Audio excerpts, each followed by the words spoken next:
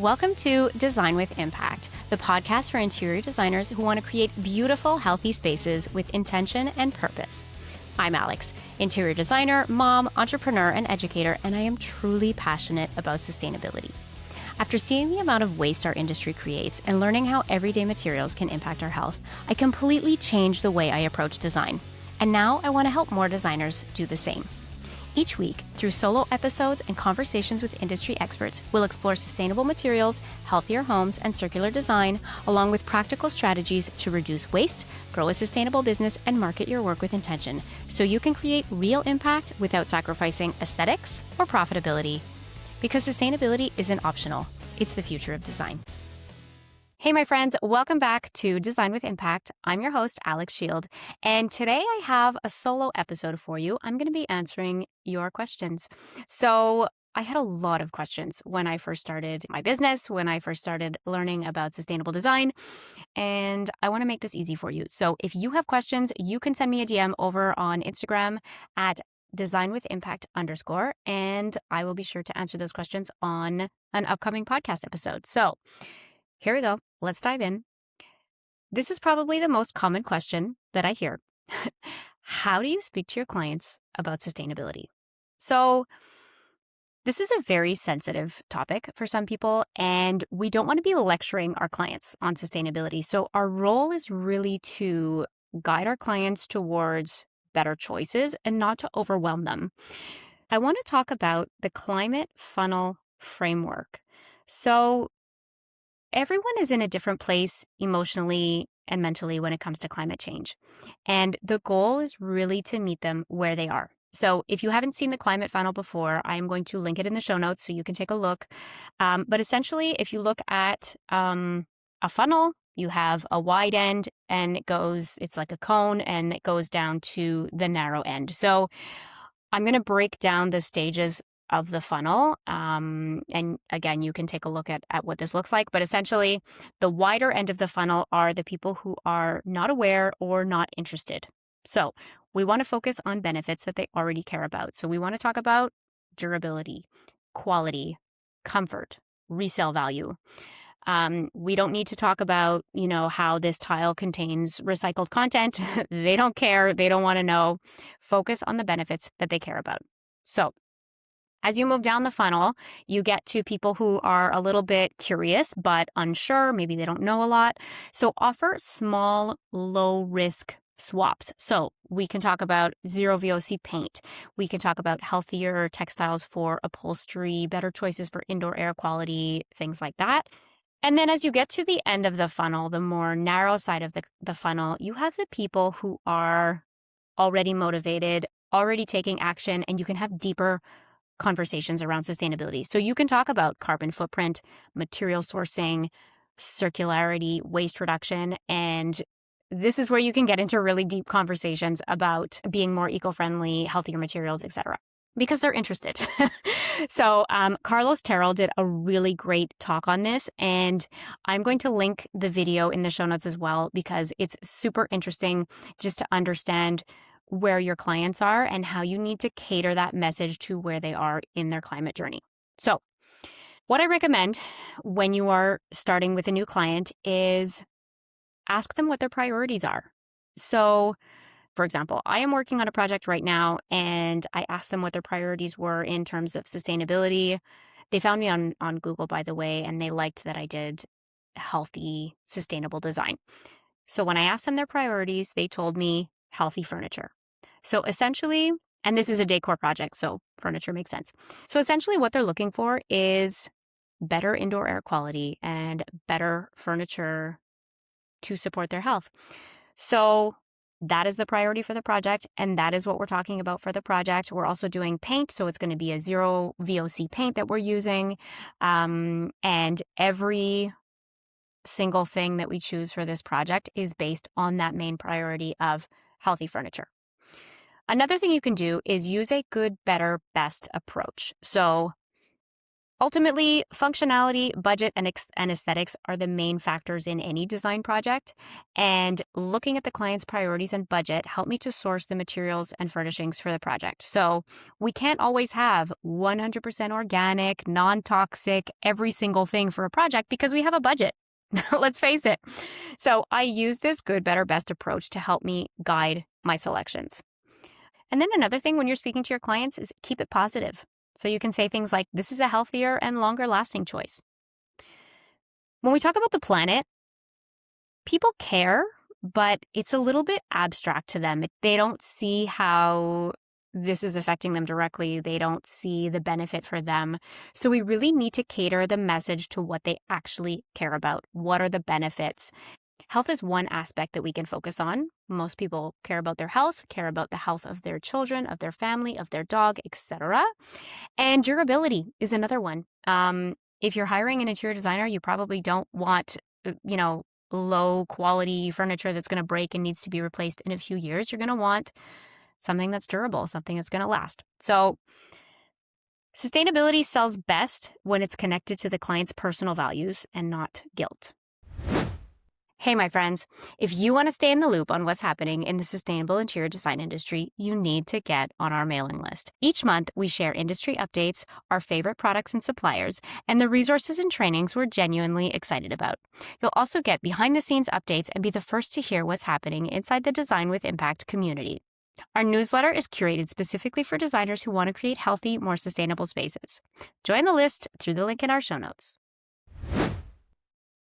All right, so the second question is, how do you manage waste in your design projects? So there is so much waste. So one of my first experiences in interior design, I had offered to help a friend of mine who's a designer on a project install. So we showed up on site and all of the furniture, the lighting, the accessories, everything was delivered, and we started to unpack it and set it up. And there was so much waste. And this was a small project. This was a small decor project. So there was no demolition. It was really just unpacking boxes. And every light fixture was in a cardboard box. And when you open the cardboard box, it was completely surrounded by styrofoam. Every accessory was wrapped in plastic or bubble wrap, and it was a lot. And so, we took all the waste at the end of the day and brought it down and put it in the bins, and that was it. But it just sparked something inside of me. And I was like, how could we have done better with this? So waste is one of the biggest blind spots, you could say, in interior design, because it's not something that we are necessarily actively thinking about. I mean, we know that it's there, but are we doing something about it? And the client ultimately just wants to see the final result, right? Their beautiful finished home. So how can we minimize waste in our projects? What we need to do is we need to start during the planning phase. So before construction, before demolition, we need to build waste planning into our design process. We need to identify what can be salvaged, what can be donated, what can be reused. And we need to set expectations with the contractor and with the client. So we need to talk about disposal practices. We need to talk about how we're going to be getting rid of these items, getting rid of the demolition waste. And we need to somehow include it in the scope of work or a project checklist. And there are lots of things that you can do with waste. You can donate, you can salvage, you can recycle, and only use the landfill as the last resort. So in Montreal, there's actually companies when you rent their demolition container, they take it back, and instead of just dumping it into the landfill, they sort it. So they can resell, they donate, they recycle, and some of these companies claim to be able to divert 90 to 95% of the waste from the landfill. So do a little bit of research and see if you have this option in your area, because then it's something that's fairly easy. You call the construction company or the container company, they bring the container, and they're going to do the sorting for you. Another thing that we should be thinking of is deconstruction versus demolition.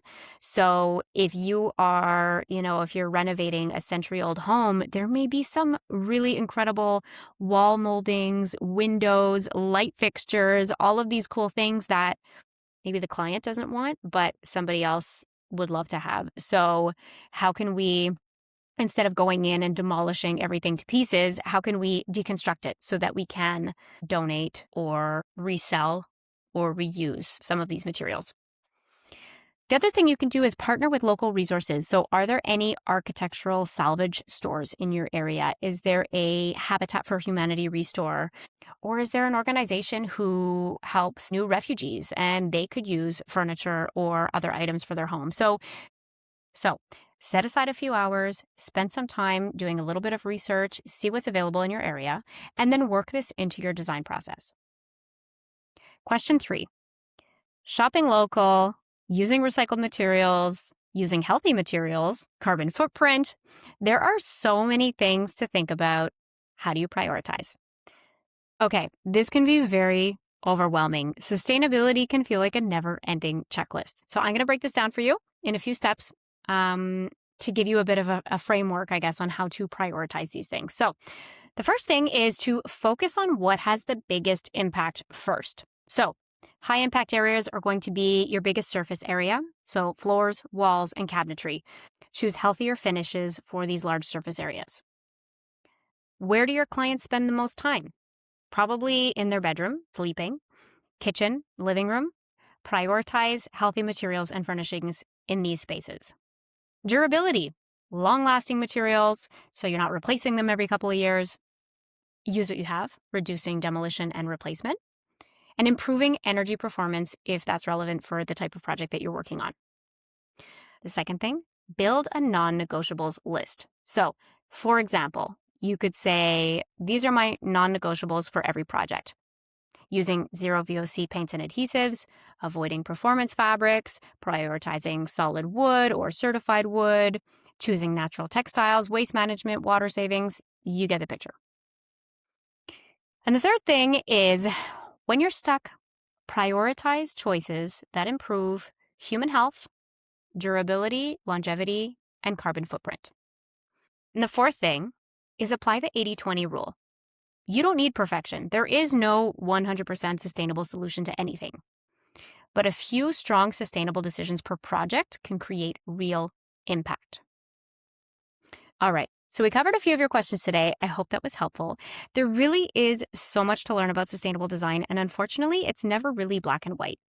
I have done so much research since I started my business, and I had so many questions when I first started. It was very overwhelming. So for anyone who's just starting out or who wants to learn more about sustainable design without having to do hours and hours of research, I have put together a resource to help you quickly and confidently implement sustainable design in your business. The Sustainable Design Starter Kit is 4 PDFs. There's a materials cheat sheet, scripts for how to speak to your clients about sustainability, a certifications list that outlines the different certifications to look for, like Green Guard Gold, GOTS, OECOTEX, etc., and a checklist that you can use on every project. I will link this in the show notes for you. And if you have any questions that you would like me to address on my next Q&A episode, come send me a DM over on Instagram. I would be so happy to hear from you. Thank you for being here. Thank you so much for listening. If you enjoyed this episode, I would love for you to follow the podcast, share this episode with another designer so we can make an even bigger impact, and leave a review so more designers can find this podcast and we can continue to grow this community. Also, I challenge you to take one sustainable practice from this episode and incorporate it in your business or your next project. And I want to know what it is. Send me a DM over on Instagram at designwithimpact_. I would love to hear from you. Thank you for being here.